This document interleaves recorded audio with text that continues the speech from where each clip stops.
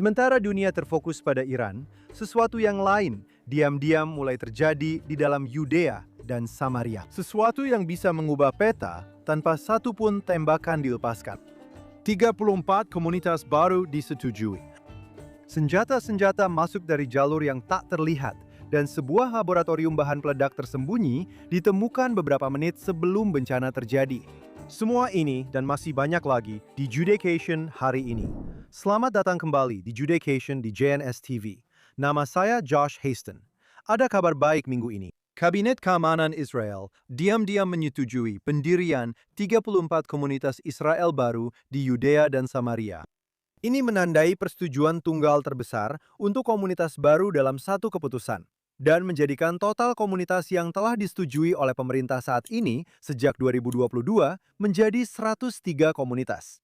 Langkah ini pertama kali dilaporkan minggu ini oleh I24 News. Lokasi-lokasi tersebut tersebar di Yudea dan Samaria, dengan beberapa terletak di dekat Jenin di Samaria Utara, dan lainnya berada di koridor strategis di seluruh area C, bagian dari Yudea dan Samaria yang berada di bawah kendali penuh sipil dan keamanan Israel. Beberapa analis mengatakan langkah ini dilakukan secara diam-diam agar tidak mengalihkan perhatian dari perang dengan Iran, khususnya agar tidak mengalihkan perhatian Amerika. Jadi, ini adalah persetujuan awal untuk komunitas baru, atau seperti yang dilaporkan, persetujuan secara retroaktif untuk lingkungan yang sudah didirikan. Para pembenci tentu saja akan mengkritik pembangunan apapun di Yudea dan Samaria. Dalam hal persetujuan retroaktif, izinkan saya mengatakan bahwa pada tahun 1950-an, beginilah cara kibbutzim di Israel beroperasi. Mereka akan menciptakan fakta di lapangan, tentu saja di area yang legal, dan kemudian mendapatkan persetujuan akhir. Jadi, mari kita tidak pura-pura ini adalah strategi baru atau para pemukim kembali berniat buruk. Ini adalah cara untuk menghindari semua birokrasi. Intinya, semakin banyak komunitas Yahudi di Yudea dan Samaria memperkuat seluruh negara. Dan yang lebih penting lagi, inilah jantung sejarah dari negara Israel dan bangsa Yahudi. Seharusnya tidak ada kontroversi sama sekali ketika orang Yahudi membangun di Yudea. Pada saat yang sama, sejarah tercipta di Binyamin minggu ini. Komunitas baru Maus Tzur diresmikan dalam sebuah upacara meriah yang dihadiri oleh para menteri dan anggota Knesset. Komunitas ini terletak di posisi strategis di atas Jalan 443, salah satu jalur utama yang menghubungkan Yerusalem ke Israel Tengah. Dewan Regional Binyamin menekankan pentingnya keamanan dan nilai strategis yang tinggi dari komunitas ini. Pendirian komunitas ini merupakan bagian dari pendekatan yang lebih luas untuk memperkuat komunitas sebagai komponen utama keamanan nasional, mengingat ancaman dari wilayah sekitarnya. Dewan Regional Binyamin mengatakan bahwa ini adalah komunitas baru yang sudah sepenuhnya dibangun, termasuk infrastruktur lengkap, jalan, air, listrik, dan keluarga-keluarga pertama sudah mulai menempati. Semua ini merupakan bagian dari upaya yang lebih luas untuk memperkuat kehadiran lokal dan membangun realitas strategis di lapangan.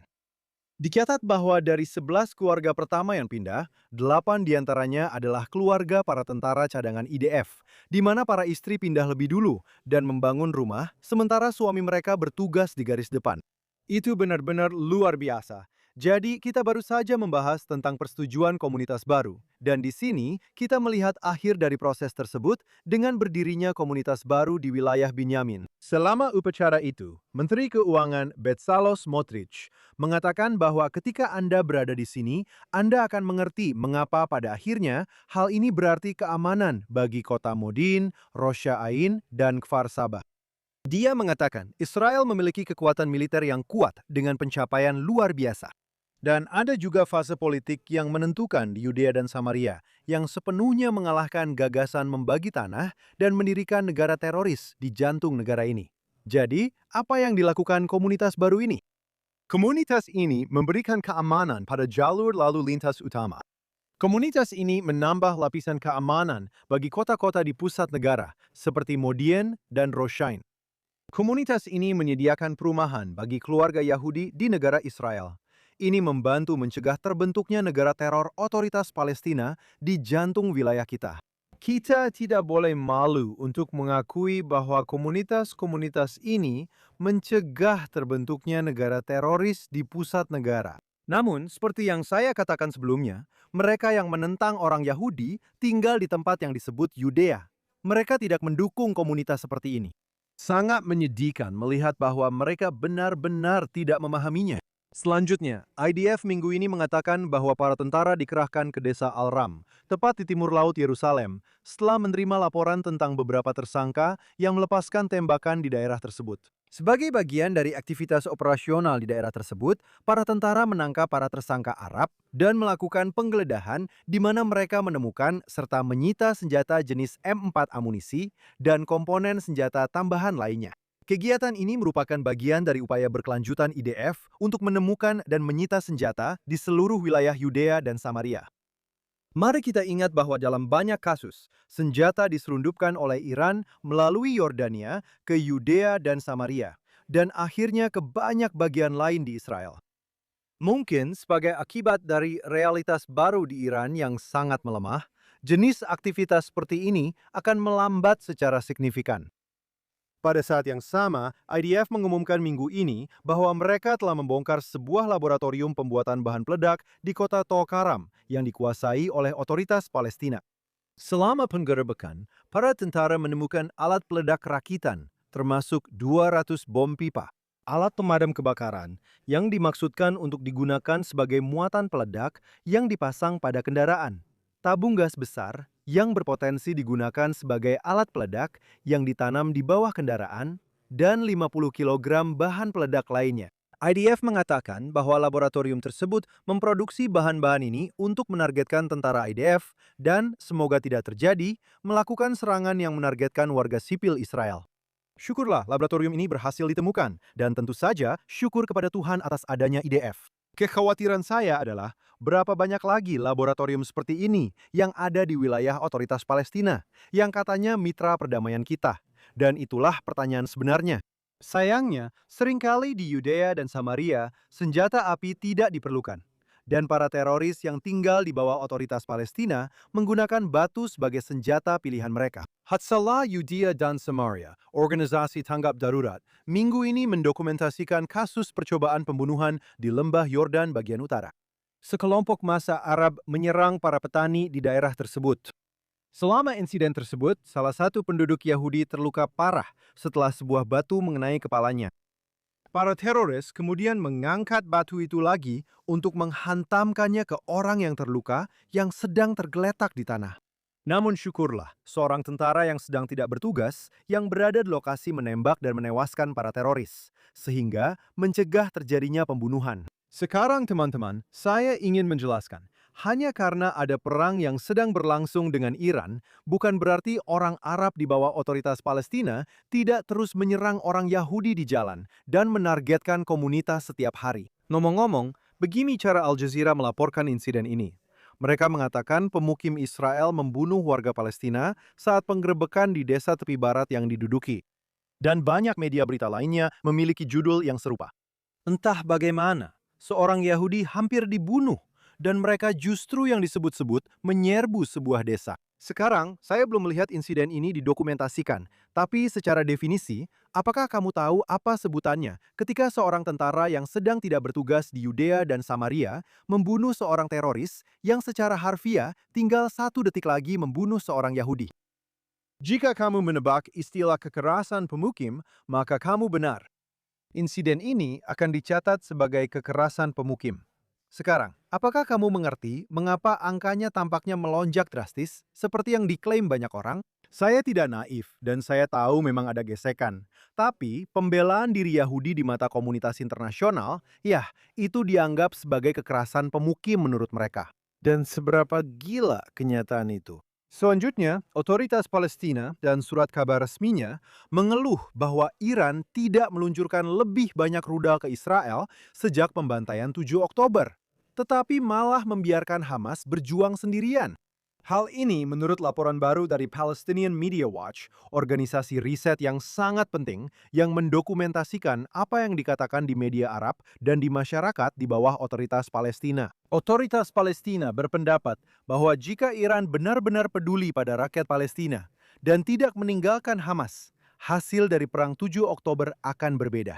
Dengan kata lain, otoritas Palestina mengeluh bahwa Iran tidak segera menembakkan lebih banyak rudal ke negara Israel, khususnya segera setelah atau selama pembantaian 7 Oktober. Dalam perang saat ini, PMWW telah mendokumentasikan bahwa otoritas Palestina tetap diam terhadap serangan Amerika Israel ke Iran dan hanya mengecam rudal Iran yang menargetkan negara-negara Arab.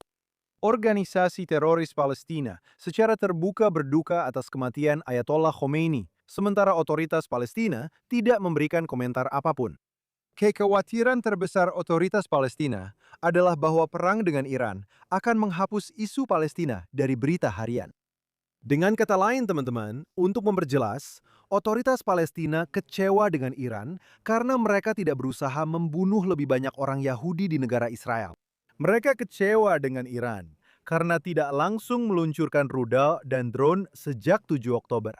Hanya untuk memberi Anda gambaran tentang di mana posisi otoritas Palestina yang disebut-sebut sebagai mitra perdamaian kita dalam masalah ini, mereka kecewa karena lebih banyak orang Yahudi tidak diserang. Itulah yang menjadi perhatian mereka. Itulah yang mereka pikirkan setiap hari. Palestinian Media Watch (PMW) juga melaporkan minggu ini bahwa pemerintah kota Nablus, yang sebenarnya adalah kota Yahudi Alkitabiah Shechem, mengadakan pameran yang menampilkan 28 lukisan orang-orang yang mereka anggap sebagai simbol nasional, budaya, dan sosial. Setiap lukisan disertai dengan teks penjelasan tentang orang tersebut.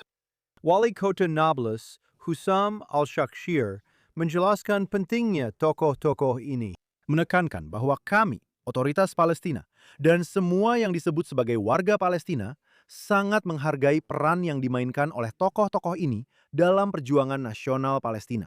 Lingkup aksi. Dan inilah bagian yang penting.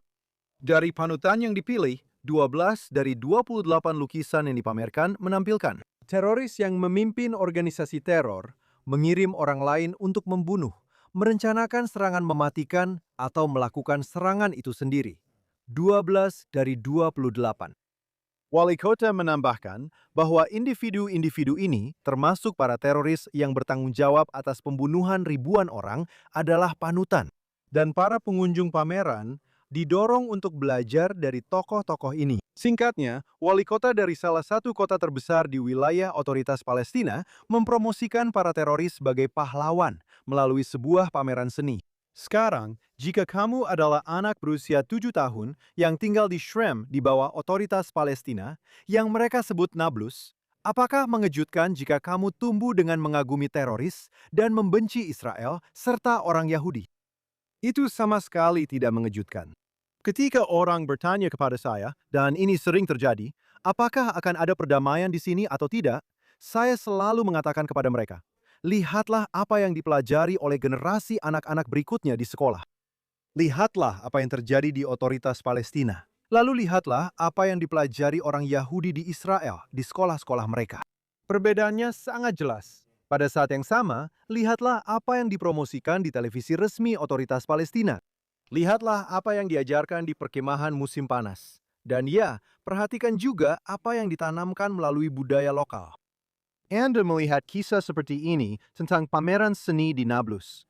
Dan Anda menyadari, selama generasi anak-anak berikutnya tumbuh di bawah otoritas Palestina, dengan sampah seperti ini, tidak akan ada yang berubah.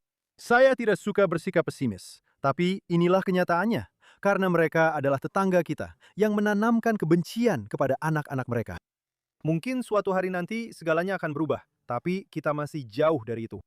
Bagaimanapun juga, mari kita selalu ingat satu hal. Dan intinya adalah ini. Orang Yahudi berasal dari Yudea.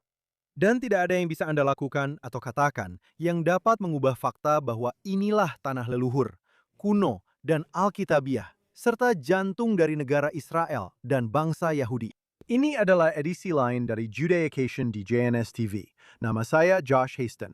Pastikan Anda memberi kami super thanks. Pastikan Anda berlangganan. Lihat semua konten luar biasa yang disediakan oleh JNS TV. Kunjungi jns.org untuk semua berita terbaru dari Timur Tengah, Israel, dan tentu saja seluruh dunia Yahudi. Saya ingin mengucapkan terima kasih kepada semua orang di balik layar di JNS TV. Aaron Wolger-Lanters di ruang kontrol, Barbara Kanimov, produser kami, Yuri Svretsky, manajer stasiun, Ryan Lishitz, dan Zach Sickerman. Sekali lagi, pastikan Anda memberi kami like, super thanks, subscribe, dan mari kita dengar hanya kabar baik di minggu yang akan datang. Teruslah berdoa untuk kesejahteraan para pria dan wanita pemberani dari IDF yang melindungi kita 24 jam sehari, 7 hari seminggu. Semoga minggu Anda menyenangkan, dan kita akan bertemu lagi minggu depan di Judaication di JNS TV.